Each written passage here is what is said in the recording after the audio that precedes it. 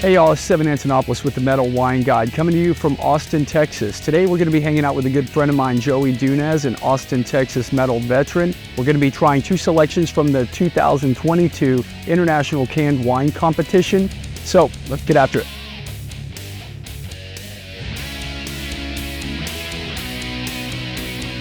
Today we are going to be sampling a couple of the Best in Show winners from the 2022 International Canned Wine Competition. We have a previous episode where we featured the 21 winners. What's really cool is that competitions like this can kind of give you a roadmap to like what's new, what's interesting as far as canned wine goes. And nowadays, basically every wine region on earth is producing canned wine. So it's a pretty exciting time. It's an interesting time for wine in general, but especially for the fact that traditional packaging doesn't have to be as limited as it was.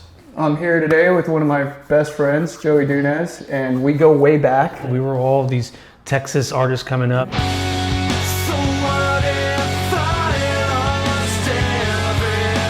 I was going up there to Dallas to go play and watching you play, and I was just like, dude, this guy's crazy, man. This guy's crazy. First of all, you play with your shit flat. Yeah. Which always like trips me out. Like his cymbals are flat, drums are flat, like everything is. Please tell me.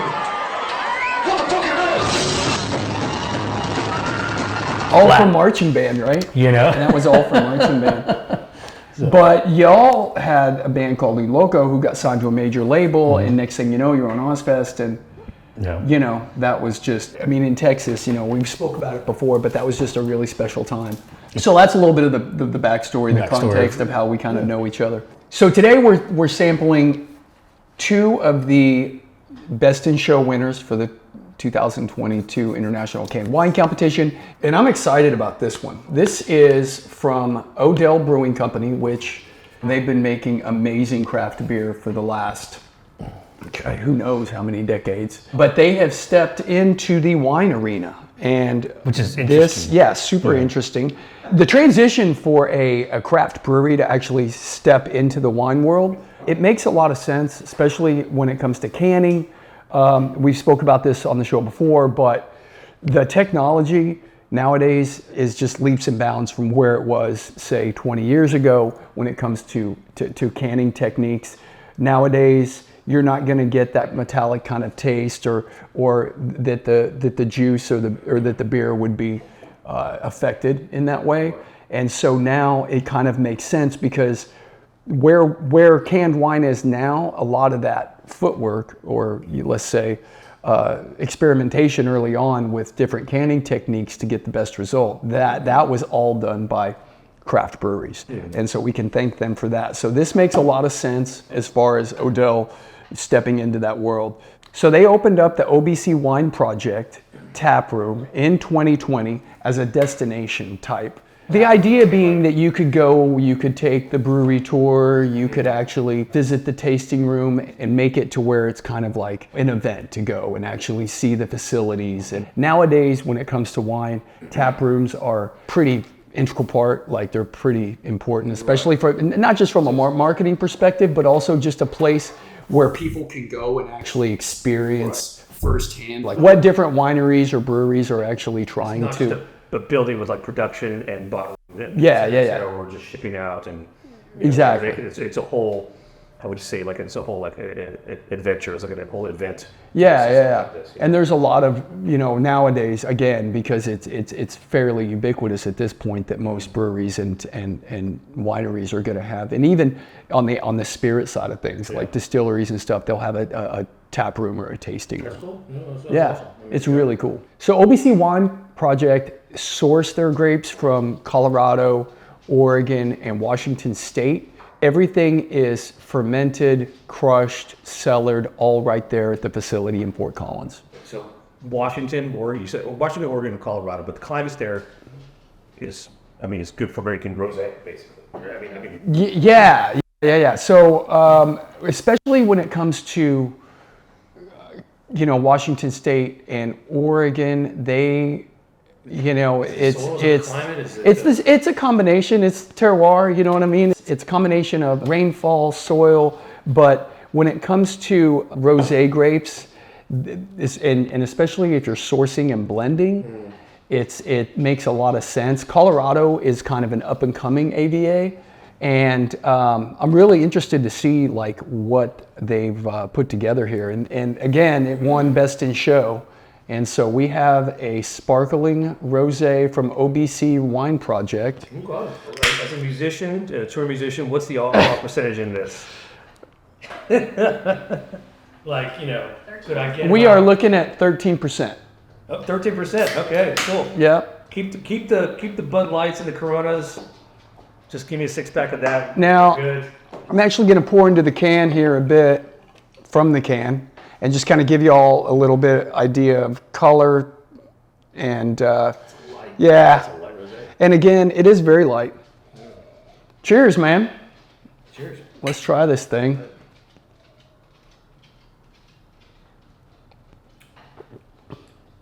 Wow, That's pretty good. that is really good, and not as sweet as a lot of Yeah, kind I was of. thinking, like me, I'm not a huge fan of rosés. I'll do rosés like on a Sunday, which is actually today. Right. But, you know, you got that sizzy, fun kind of day Right. going on. You know, daylight's drinking wine, but Right. the bubbles, the little bit of the lightness really helps with that. I'm not much of a rosé drinker, but this is really good. It's not as sweet as I thought it was going to be. It's got a little bit of kiss to it, Yeah. but other than that, it's got that really nice little bite. Yeah. Back end of it. It does, and it's and again, In general. Again, I think there's this thing, and we've talked about this on the show as well, but a lot of times rosés kind of get a bad rap of like, oh, there's something that's not sophisticated about it. Yeah. But rosé, it's just, you know, I mean, it's just another varietal, and especially when it's done so well like this, like I'm super impressed. And again, you know, we have 2 cans. That's a bottle. Right. That's literally a bottle right there. And I always have to throw that out there when we're talking, when we're tasting, because, you know, restaurants, you know, 5.5 ounce pour is usually. I mean, well, a typical bottle is So- 4 glasses. I look at a bottle with 4 glasses. It's 4 glasses. 4 glasses. Yeah. So this wine is produced in a fashion they call quote unquote low intervention, which is just a fancy way of saying no additives during the fermentation process. So that's really cool. Okay, what are we getting on this though?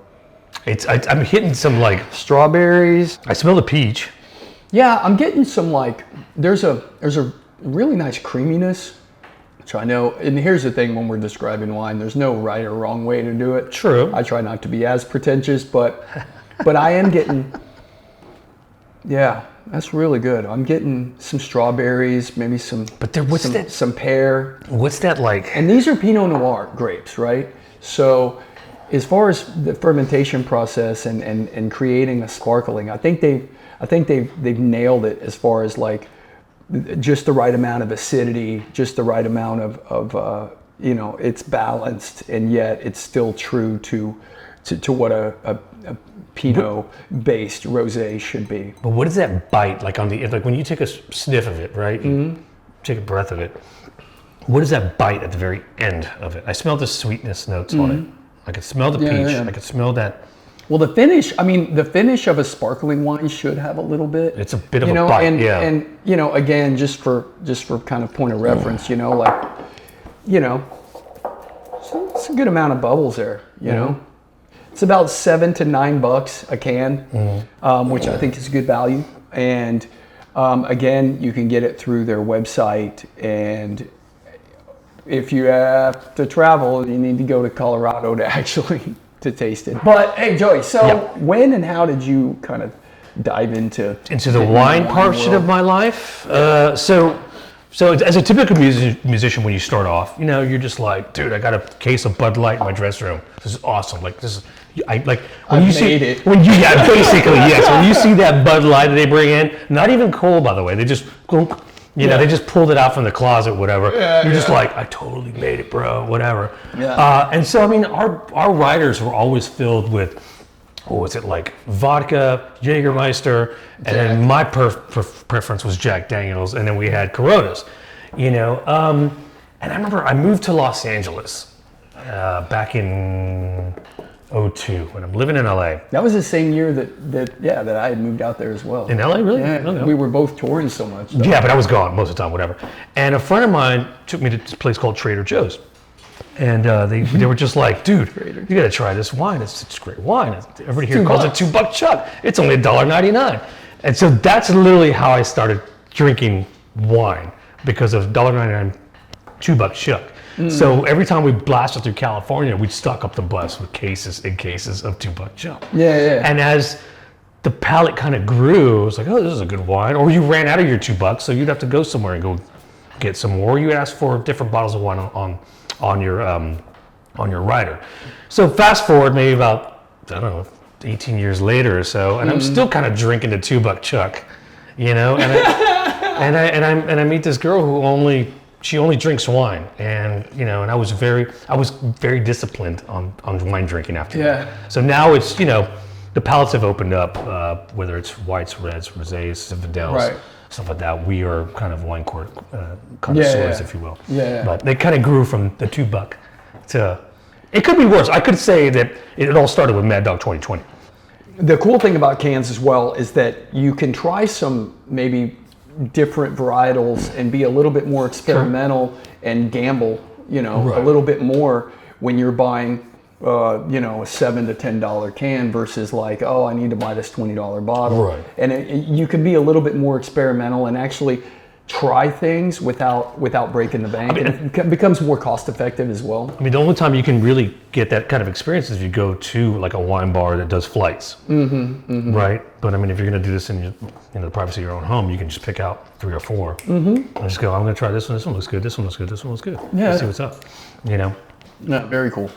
So the next wine we're going to try is produced by Archer McRae Beverages, and the brand is Joiy Wines. What's interesting about this is this particular wine won in 2020 and 21 gold medal in the International Can Wine Competition. Oh, nice. And this last year in 22 won Best in Show. So I'm a fan of Pinot Noir. That's kind of like one a of good my Pinot, favorite man. grapes. I like a good Pinot, man. It's you don't have to commit to that really dark. But very and New light. Zealand as a region, I mean, it's cold, dry climate. It's perfect for Pinot Noir as a varietal. So Joiy was founded by Kath and Chris Archer. Chris Archer is actually a pretty well-known winemaker at this point in New Zealand and Australia, and had worked for Pepper Tree and Tyrell's vineyards as well. So these Pinot Noir grapes were sourced from premium vineyards in New Zealand and Australia. Okay. And I'm excited to see what's going on. And I definitely dig a good Pinot, man. Those are 13.5 ABV. I was about to ask, what's the alcohol content in this? As a musician, he always wants to know. we don't have a lot of time after shows. Right. And this is 250 mils. So you know, not quite it's not quite 2 glasses. Right. But yeah, well, let's dive in. Let's see what we got. See what we got. All right. Boom. Ooh, see, that's rock and roll. Kind of came right out. Wow. That color's gorgeous. Nice. Y'all can kind of see what we got going on here.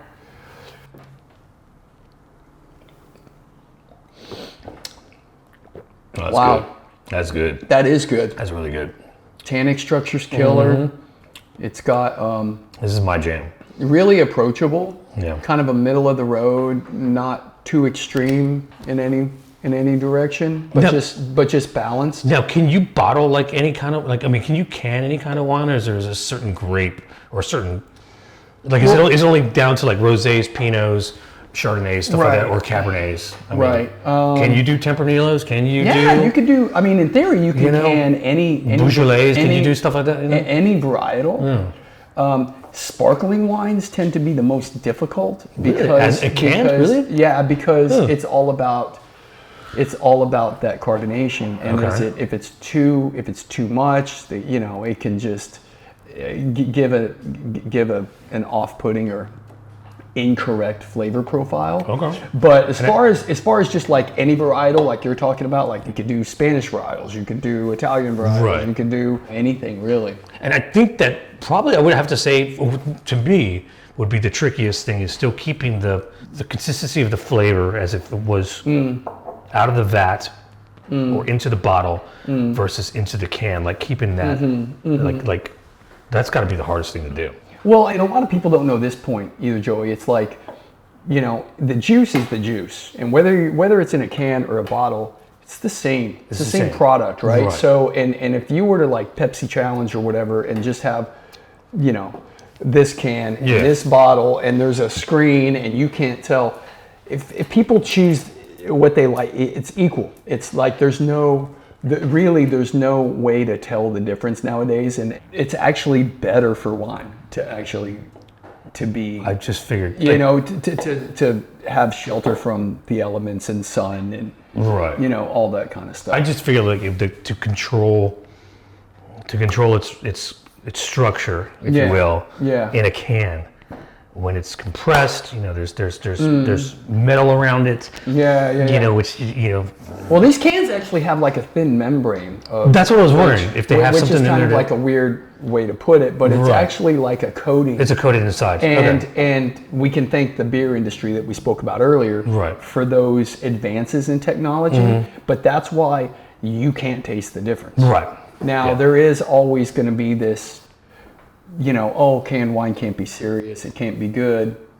I think both these wines, like this but this is a perfect example of a New Zealand. I mean, it's really good Pinot. As far as finding this, y'all, there was talk of Joiy being available through Whole Foods, and this was I read this like a couple years ago, that they were trying to work out a distribution deal with Whole Foods for the United States.